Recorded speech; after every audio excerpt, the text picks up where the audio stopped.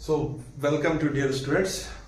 Again, in the previous lecture, देखिए इससे पहले वाले लेक्चर्स में हम लोगों ने इस चीज को देखा था क्या कि एवरेज स्पीड और एवरेज वेलोसिटी जैसा अपना एक चैनल पैटर्न है कि सारे कंसेप्ट्स को किसके थ्रू सॉल्व करना है, हमको क्वेश्चंस के थ्रू हल करना है, क्वेश्चंस के थ्रू सॉल्व करना है। तो इससे पहले वाले जो लेक्चर जो वीडियो बनाया गया था उसमें हम लोगों ने क्या देखा था, उसमें हम लोगों ने देखा था एवरेज वेलोसिटी के साथ एवरेज स्पीड का कॉम्बिनेशन। तो वो टॉपिक वहां पे खत्म हो गया था। एक क्वेश्चन आज उसको रिकॉल कराने के लिए करा देते हैं एक नए पैटर्न पे, फिर हम लोग फर्दर टॉपिक देखेंगे। So without wasting of time we can start your today's video. Okay, तो फिर से स्टार्ट कर लीजिए, कंसंट्रेशन बनाए रखिएगा, फोकस के साथ हम लोग काम करना स्टार्ट करते हैं। कैसे सीखते हैं? So my dear students, again I am taking a one good problem from the good books. Road distance from Jaipur to Ajmer is 144 kilometer. How long can one afford to stop for lunch if he can drive at an average speed if 72 kilometer per hour on the highway if he has to reach in 2.5 hour? तो कह रहा है 2.5 घंटे में उसको पहुंचना पड़ा, तो कितना मिनट उसने लंच टाइम को अफोर्ड कराया है? कितना मिनट? तो हमारा जो क्वेश्चन पैटर्न है बताने का, यानी जो फिजिक्स को सिखलाने का जो एक है एक वे, मेरा जो पर्सनली है, मुझे ये समझ में आता है कि क्वेश्चंस के थ्रू अगर हम चलते हैं तो चीजें काफी ज्यादा क्लियर होती है और एक माइंड सब मैप जो है हमारे माइंड में बनता चला जाता है। तो डियर स्टूडेंट्स, यहाँ पे क्या कह रहा है कि road distance from Jaipur to Ajmer. तो अगेन हमको क्या करना पड़ेगा, यहाँ पे क्या लेना पड़ेगा, मान लो हमने जयपुर बना लिया और यहाँ पे हमको क्या बनाना पड़ा, अजमेर, और इन दोनों के बीच की जो है डिस्टेंस दे रखा है 144 किलोमीटर। फाइन। अब कह रहा है how long can one afford to stop for lunch, कितना देर वो लंच के लिए देगा if he can drive at an average speed. So देखो जरा ध्यान से, इस क्वेश्चन में तुमको क्या दे रखा है, इस क्वेश्चन में तुमको दे रखा है एवरेज स्पीड। बेसिक चीजें पकड़ के चलेंगे तो बहुत अच्छे अच्छे सवाल भी बहुत इजी तरीके से बनते हैं। तो ये हमारे पास एक गिवन है, क्वेश्चंस के अंदर हमने देखा है कि जो एवरेज स्पीड है वो है 72 किलोमीटर पर आवर। जो एवरेज स्पीड है वो है 72 किलोमीटर पर आवर। कह रहा ऑन द हाईवे उसको टोटल लग रहा है कितना, 2.5। ठीक है, तो जरा ध्यान से देखेंगे, अगर मुझे एवरेज स्पीड का फार्मूला पता था, एवरेज स्पीड का फार्मूला पता है, तो ये कह रहा है टोटल डिस्टेंस, है ना, टोटल डिस्टेंस, फिर से पिछली वाली क्लास को रिकॉल करा रहे हैं, अपॉन क्या लिख रहे हैं, टोटल टाइम। तो टोटल टाइम अगर मान लो हमने t दिया है तो टोटल डिस्टेंस कितना है 144, नीचे कितना आ जाएगा v एवरेज, और उसकी वैल्यू दे रखी 72। यहां से देखेंगे तो कितना आवर्स हो रहा है, 2 आवर्स हो रहा है, यानी जो टोटल टाइम लगना चाहिए वो कितना लग रहा है, 2 आवर्स लग रहा है। अगर वो बिना किसी रुके हुए चलता है तो एवरेज स्पीड अगर जिस गाड़ी की है 72 किलोमीटर पर आवर और वो कहीं नहीं रुका है तो उसको कितना घंटा लगेगा, उसको लगेगा 2 घंटे, यानी 2 आवर्स में he will complete our destination. Now what will happen, वो 2.5 घंटा में पहुंचा, कितने घंटे में पहुंचा वो, टोटल टाइम उसको लगा कितना, total time taken by the traveller कितना लगा है उसको, 2.5 घंटे लग गया। टोटल टाइम जो उसको लग रहा है वो कितना देर लग रहा है, उसको 2.5 घंटे लग रहा है। और हमने अगर एवरेज स्पीड की देखे बात करें तो हमने कितना निकाला है, 2 आवर्स निकाला है, और उसको लगा कितना है, तो कितना देर वो लंच के लिए एफर्ट किया।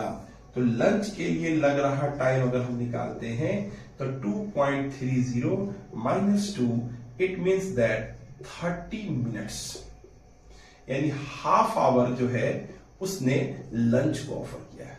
तो इस टाइप के भी सवाल को पूछा जा सकता है, इस टाइप का भी वेरिएशन हम लोगों के लिए एवरेज स्पीड निकालने के लिए आ रहा है। अब आज की क्लास को हम थोड़ा सा आगे लेकर चलते हैं, एक सीक्वेंस बनाते हैं इसको अच्छे से, ठीक है? तब तक इसको नोट करिए।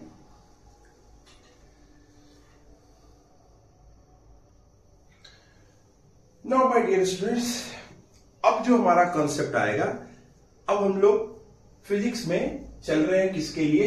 इंस्टेंटेनियस के लिए। इंस्टेंटेनियस समझेंगे पहले इसको और फिर क्वेश्चन के थ्रू इंस्टेंटेनियस वेलोसिटी या स्पीड बोल सकते हैं आप।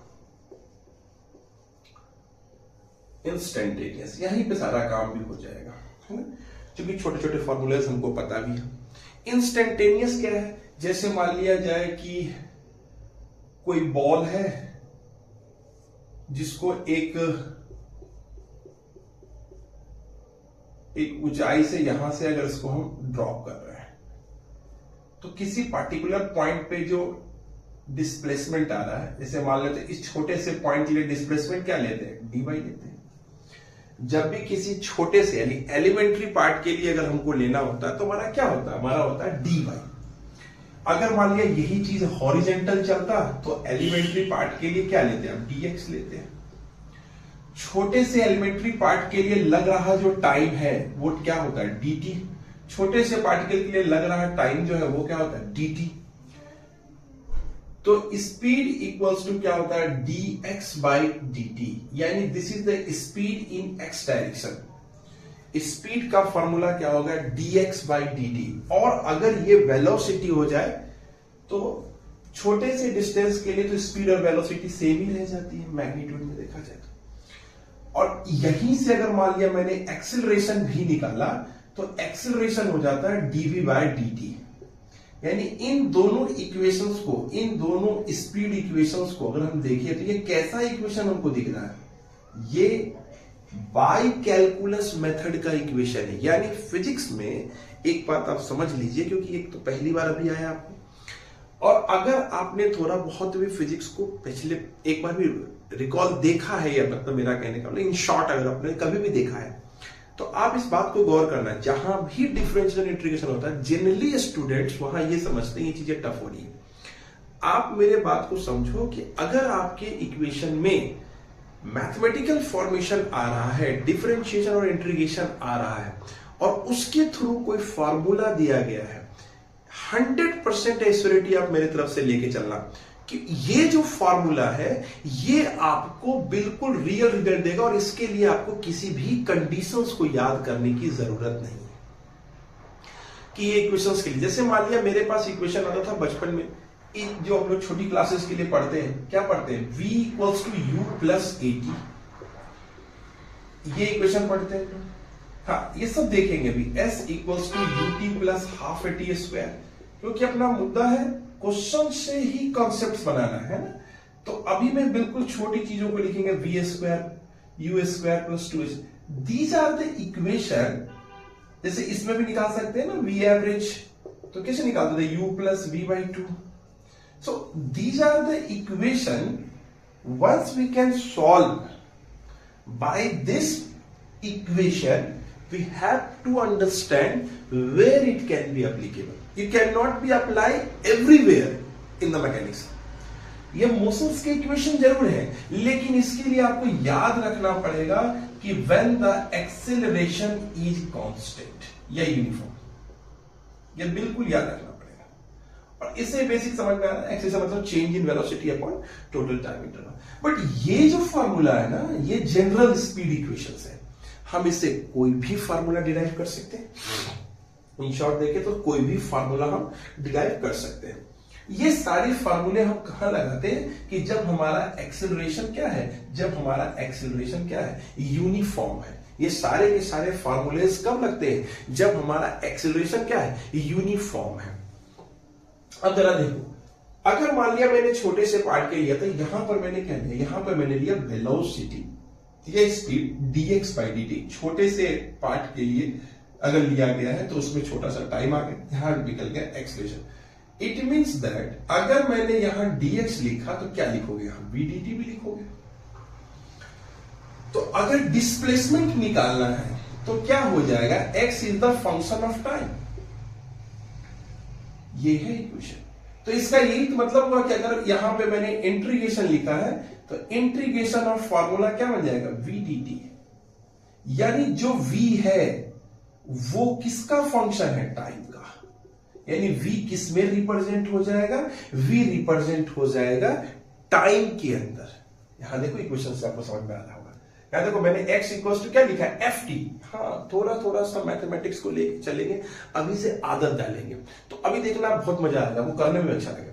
तो यहां जो हमने समझा कि v dt है, तो v dt मतलब v जब भी आएगा इस इक्वेशन के लिए किसके टर्म्स में आएगा, टाइम के टर्म्स में आएगा, टाइम के टर्म्स में आएगा। यानी क्वेश्चन में जब अब हम देखेंगे कि v हमारा टाइम के टर्म्स में है और हमको क्या निकालना है, डिस्प्लेसमेंट, तो हमारे लिए ये आ गया। सिमिलरली अगर मैं यहां से ये निकालूं v integration of a dt, अगर मैंने ये लिखा यहां से, इसका मतलब है कि यहां पे जो एक्सेलरेशन है, या सॉरी यहां v equals to function of time है, यानी जो यहां एक्सेलरेशन है that can also be represent in terms of function of time. यहां जो एक्सेलरेशन है that can also be represent the function of time, और ये जो रिप्रेजेंटेशन है फंक्शन ऑफ टाइम भी हो सकता है, ये जो रिप्रेजेंटेशन है वो फंक्शन ऑफ टाइम भी हो सकता है, या अगर तुमने एक्सेलरेशन को कांस्टेंट रख लिया, तो एक्सेलरेशन को जब हम इसको कांस्टेंट रखते हैं तो ये सारा का सारा इक्वेशन हमको यहीं से मिलेगा। तो इन सभी चीजों को फिर से देखो, ये एक थ्योरेटिकल कांसेप्ट्स आ गए, लेकिन इन सब चीजों को अगर हम क्वेश्चन से समझेंगे तो वो सारी चीजें फिर से क्लियर होंगी। इसलिए मैं बार बार कह रहा हूं क्वेश्चन के थ्रू काम करेंगे। तो एक ये ओवरऑल व्यू दे रखा है कि v equals to dx by dt, v equals to dx by dt, उसके बाद आ गया a equals to dv by dt। यहां से मैंने dx निकाला तो क्या मिल गया मुझे, v dt। फिर मैंने क्या लिखा, v क्या है, इन टर्म्स ऑफ टाइम आना चाहिए, तब जाके तुम्हारा x निकल जाएगा।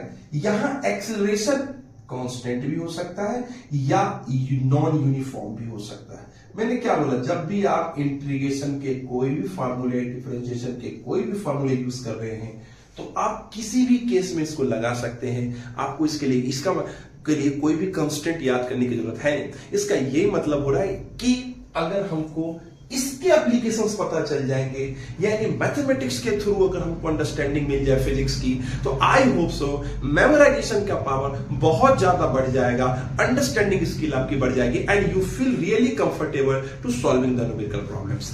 सो once again we are taking the another problem on the basis of particular theories. Is it clear? Write it down. चलिए, तो एक क्वेश्चन मैंने लिया, बहुत बेसिक सवाल है, बट अपने को थ्योरी अंडरस्टैंड करना, फिर हम उससे अच्छे सवाल भी करेंगे। क्या कह रहा है कि the displacement of a particle moving in a straight line is given bye, what is this? In this question जो s है is the function of time. s मतलब क्या है? Is the displacement. अभी पढ़ाया था कि जैसे मान लो मैंने v लिखा dx बाई dt है, अगर मैं डिफरेंशिएट कर रहा हूं तो we can also write ds by dt। It means that this s is the function of time. Now s is the function of time, we have to go differentiation. Now what will happen, v is equals to d by dt and s is the function of time. Put it here, d by dt, very easy, 2t square plus 2t plus 4. Now what will happen, d and basic differentiation, I hope so you know the differentiation formula also, we know very well, because this is not the basic classes, ये advance classes है, तो इसमें मैं understood सा मान सकता हूं, ये मैथमेटिकल टूल्स आपको आ रहे होंगे। तो 2 बाहर चला गया, dt स्क्वायर बाई dt हमने लिखा, और आई ऑल्सो मुझे करना भी ना पड़े 2 dt बाई dt, और ये कांस्टेंट का डिफरेंशिएशन क्या होता है, 0। तो ये dt से dt कैंसिल हो गया, और अब क्या लिख सकता हूं मैं, यहां पे देखो पावर जितना है उतना से मल्टीप्लाई करो, 2t और एक पावर माइनस करो, यही होता है ना डिफरेंशिएशन का बेसिक फार्मूला। क्या होता है, dx का पावर n बाई dx लिखते थे, तो हम क्या लिखते हैं nx n माइनस 1, यानी पावर से मल्टीप्लाई और एक पावर को उसमें से माइनस कर लिया। तो पावर से मल्टीप्लाई और 2 में से एक माइनस कर लिया और यहां पर क्या लिखा +2। This is the value of v। तो अगर मान लो मुझे यहां पे v लिखना पड़े तो ये जो v की वैल्यू आई है वो कितना आ रहा है, ये आ रहा है 4t + 2। लेकिन क्वेश्चन में क्या पूछा जा रहा है, एक्सेलरेशन, यानी in this question v is also the function of time. जब v फंक्शन ऑफ टाइम होता है तो क्या निकालते हो, a dv/dt। Now the normal differentiation again will do what will happen, 4 बाहर dt/dt प्लस d2/dt। तो ये क्या हो जाएगा कांस्टेंट, ये क्या हो जाएगा 4। सो 4 मीटर पर second square is the answer. I hope so all students will get easily, है ना। तो ये प्रोसेस में लेना है कि हमको कौन से फंक्शन ऑफ टाइम के अकॉर्डिंगली चलना है। जब इस क्वेश्चन में v हमारा फंक्शन ऑफ टाइम आ रहा था, जब v फंक्शन ऑफ टाइम आ रहा था तो हमको अगर इक्वेशन निकालना है तो क्या करना पड़ेगा, डिफरेंशिएशन करना पड़ेगा। क्या करना पड़ेगा, डिफरेंशिएशन करना पड़ेगा। और जब s फंक्शन ऑफ टाइम दे रहा था तो क्या करना पड़ रहा था, क्लियर हो गया, यहां से हम सॉल्व कर सकते हैं। ठीक है, चलिए next question. Now come to the another problem। अब जरा देखिए इस क्वेश्चन में क्या कह रहा है। इस क्वेश्चन में फिर से देखिए, अब वो जो लैंग्वेज है, अगर हम लोग लैंग्वेज से पढ़े हमको समझ में आ रहा है कि कैसे क्या कह रहे हैं, the position of a particle as a function of time t। कहीं ना कहीं ये क्वेश्चन शायद पूछा भी गया हुआ है ना। मेरा ये मतलब था कि मैं चाहता तो डायरेक्ट आपको ये भी बता सकता था कि v = ds/dt। But why I am discussing in terms of mathematics? Because the question also may ask in terms of mathematics। देखिए क्या पूछ रहा है, the position of a particle। अब ये लैंग्वेज आपके लिए अननोन लैंग्वेज नहीं है, because we are discussing the position of a particle as a function of time t।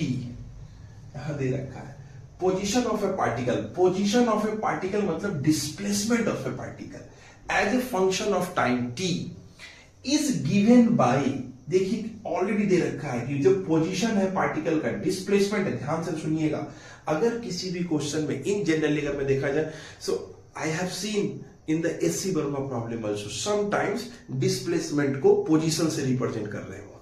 तो हम लोग बिल्कुल कैरी फॉरवर्ड करेंगे इसको कैसे, कि the position of a particle, displacement of a particle is given in terms of this one. अब हमारे लिए ये मैथमेटिक्स नया नहीं है, because we are discussing in such a manner कि हम लोग क्या है यूज टू होना चाह रहे हैं। मैंने पहले बताया मेरा पैटर्न क्या है, मेरा पैटर्न बेटा यही है कि क्वेश्चन के थ्रू आपको थ्योरी समझा देगी। फिर क्या कह रहा है, where A B and C, where A B C are constant, when the particles attains zero acceleration then its velocity will be. अच्छा, पार्टिकल ने अटेन किया जीरो वेलोसिटी, इसका मतलब मुझे फिर से क्या करना पड़ेगा, बहुत इजीली तरीके से वेलोसिटी निकालनी पड़ेगी।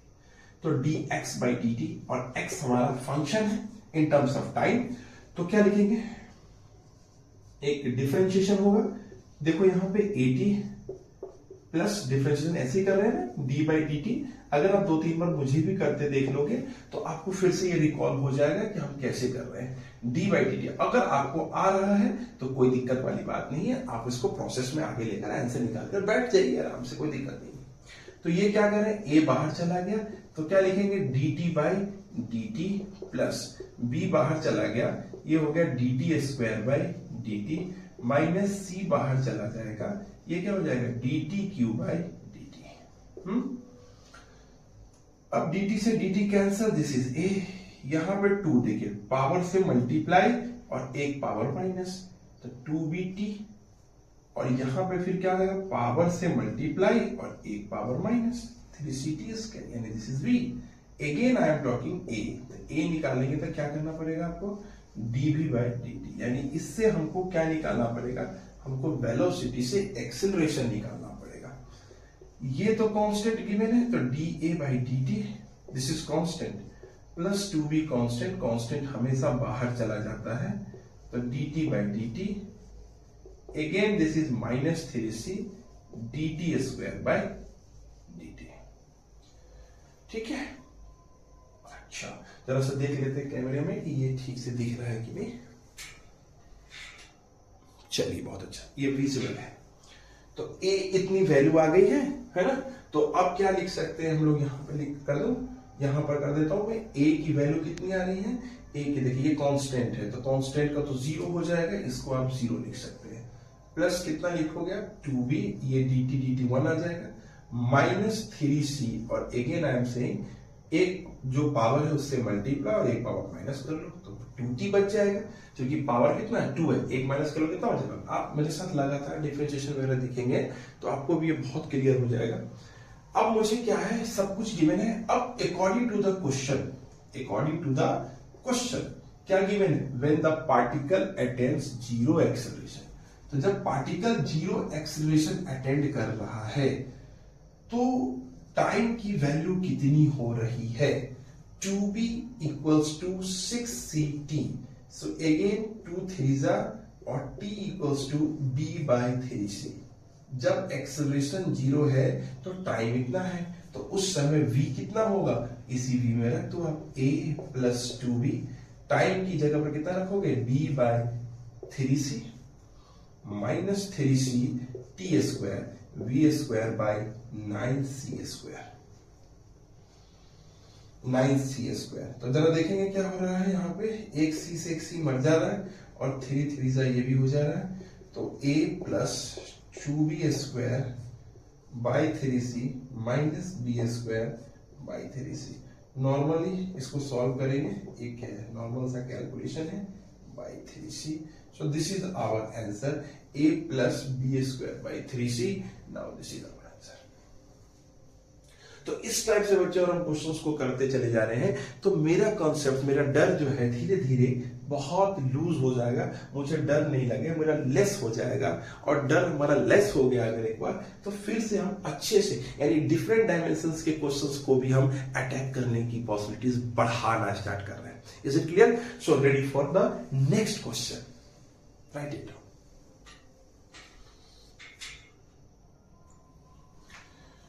ओके, सो नेक्स्ट क्वेश्चन ये दे रखा है। चलिए अब आप इस क्वेश्चन को पढ़ के आप भी अटेम्प्ट ले सकते हैं, बिकॉज इस टाइप के लैंग्वेजेस से बिल्कुल फेमिलियर होते जा रहे हैं। क्या क्वेश्चन कह रहा है, यहाँ पे वेलोसिटी ऑफ द पार्टिकल हमको गिवन है, यानी हमारे पास जो वेलोसिटी दे रखा है ऑफ द पार्टिकल वो कुछ ऐसा दे रखा है, यानी v is the function of time. Exactly its position is, अगर हम x की वैल्यू 0 रख दें और टाइम को भी 0 रख दें, तो कह रहा है डिस्प्लेसमेंट आफ्टर टाइम 1 सेकेंड कितना होगा, यानी velocity is the function of time, velocity is the function of time, और निकालना क्या है, डिस्प्लेसमेंट। तो जब वेलोसिटी फंक्शन ऑफ टाइम है ध्यान से, तो v इक्वल्स टू फॉर्मूला बनता है dx बाई dt। मेरे पास वेलोसिटी गिवन है, इसका मतलब है x equals to v d t integration, यही होगा ना। और इसमें v क्या होता है, v is the function of time, यहां पर गिवन है ना फंक्शन ऑफ टाइम, इसका मतलब है वी हैव टू इंटीग्रेट, यानी स्पीड दे रखा है v not plus G T plus F T square. देखिए क्वेश्चंस के थ्रू हमको ये समझ में आ रहा है कि कब हमको इंटीग्रेट करना है और कब हमको डिफरेंशिएशन करना है, यानी कब हमको इंटीग्रेट करना था, जब x गिवन होता in terms of function of time, then we can find v।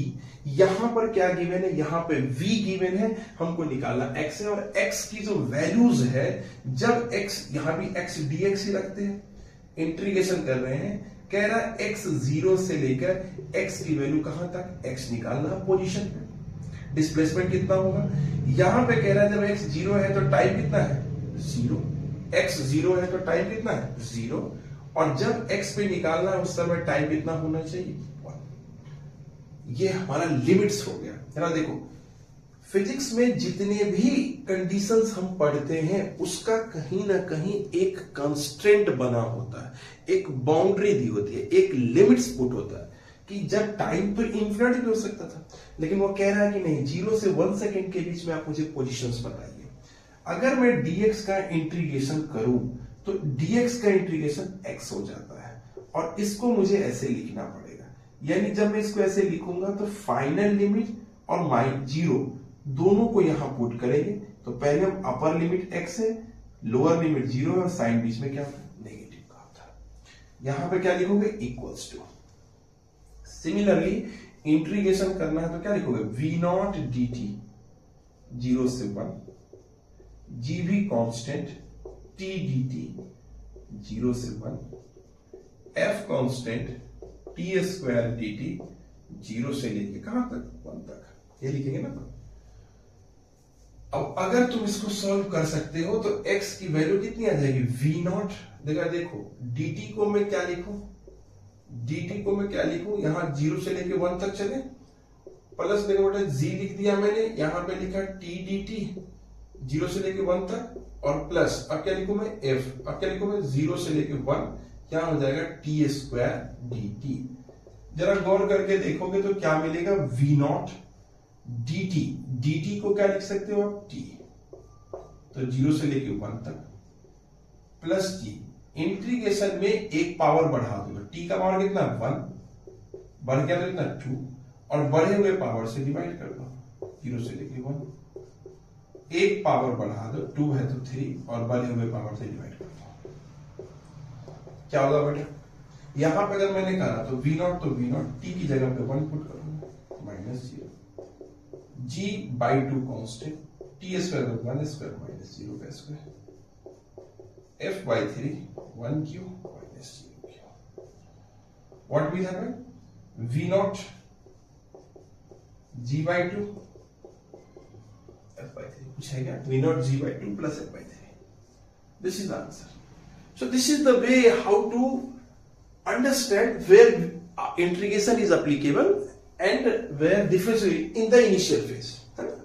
और पूरी फिजिक्स में ये मैथमेटिकल लॉजिक से ही बात होने वाली, पूरी फिजिक्स में होने वाला, आपको यहीं पे ग्रिप आएगा। मैं अभी बहुत सारी चीजें और भी मैथमेटिकली रूप से दिखाने वाला हूं, एक एक चीज। तो सबसे पहले तुम्हें फेमिलियर, मतलब हमारा जो प्रॉब्लम क्या था, हमारा प्रॉब्लम क्या है, हमारा फिजिक्स में प्रॉब्लम क्या है कि हम क्या स्टेप में क्या लगाना चाहते हैं, हम वो भूल जा रहे हैं, वो हमको क्लिक नहीं हो रहा है। तो अब हम अगर इस तरह से चलेंगे, हमारे पास ये प्रैक्टिस सेट आ रहा है, हमारे पास ये क्वेश्चंस के रिदम्स बन रहे हैं कि अच्छा इस टाइप के क्वेश्चंस को हम ऐसे करते हैं। नाउ द डिफरेंट डायमेंशन से क्वेश्चंस का अटैक अगर आएगा तो भी आप अप्रोच लेने लायक बन जाओगे, ठीक है। So ready for the next question.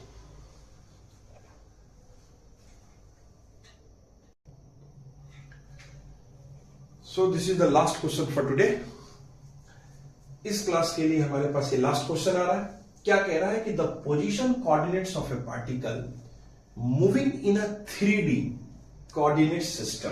अब जरा ध्यान से सुनो, पिछले वाले से पिछले वाली क्लास, यानी जैसे आया 3D क्वेश्चन दिमाग चकराने लगा, होगा नहीं वेक्टर है अपने पास, कोई दिक्कत नहीं, वेक्टर है अपने पास, अपने को कोई दिक्कत नहीं होना चाहिए। इधर जे है, इधर आई है और इधर के है, बिल्कुल उस क्लास को अटैच कर लो आप। अपने पास वेक्टर है, कह रहा है x दे रखा है a cos ओमेगा t, यानी x की वैल्यू जो है, x एक वेक्टर है 3D में, अगर चले हम तो a cos ओमेगा t, इसमें हम यूनिट वेक्टर से मल्टीप्लाई कर देंगे। y की पैरामीटर्स को चेक करेंगे तो ये भी लिखा होगा a sin omega t, this is j, और z का पैरामीटर चेक करोगे तो क्या लिखोगे, a omega t, this is k। हमको क्या निकालना है, हमको स्पीड निकालना है। स्पीड एक स्केलर क्वांटिटी है, हम लोग किसमें चले गए, हम लोग वेक्टर पकड़ लिए, क्योंकि देखो 3D का इमेजिनेशन है, यही क्वेश्चंस की थिंकिंग है, और इसी तरह से आप माइंड को अपग्रेड कर रहे हो। जैसे मैंने 3D दिया, दिमाग में कहीं भी लगेगा 3D का अच्छा, तो इससे हमको क्वेश्चन सॉल्व होने की पॉसिबिलिटीज बन जाती है, और हम बिल्कुल as it is question solve कर रहे हैं, कोई ज्यादा टफ क्वेश्चन नहीं सॉल्व कर रहे। अभी हमने बहुत देखा है, सेम क्वेश्चन सॉल्व करके देखा। हमने बस इस क्वेश्चन को कैसे बना लिया, हमने इस क्वेश्चन को एक्सिस पे रख के बनाना सीखा। जरा आप ध्यान से देखेंगे, तीनों कोऑर्डिनेट्स का एक पोजीशन होता है, आपको वेक्टर पता है ना।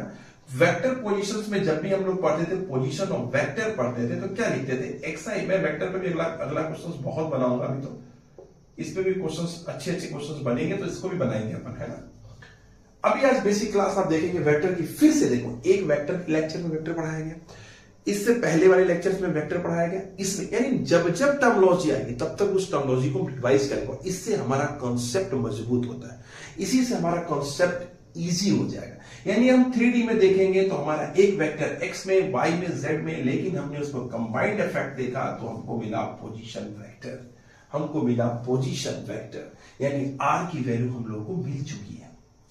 अब अगर आप ध्यान से देखेंगे, अगर मुझे v चाहिए, वेलोसिटी चाहिए यहां पे, तो पोजीशन वेक्टर dr बाई क्या लिखना पड़ेगा, dt। इसका मतलब है इस r को तीनों रिस्पेक्टिव में करना पड़ेगा, तो वेलोसिटी का मैग्नीट्यूड कंपोनेंट x के रिस्पेक्ट में बनेगा d by dt, this is x।